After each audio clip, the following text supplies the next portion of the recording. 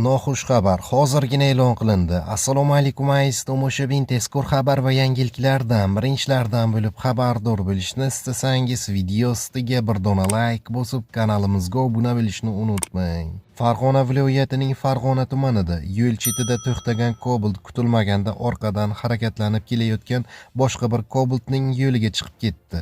To'qnashuv oqibatida yo'lovchilardan biri halok bo'ldi. Farg'ona viloyati Ichki ishlar bo'limi matbuot xizmati xabarga ko'ra, hodisa 21-dekabr kuni soat 12:30lar atrofida tumanning Farg'ona mahallasidan o'tuvchi Farg'ona-Sartobod Xong'is avtomobil yo'lining 6-kilometrida sodir bo'lgan.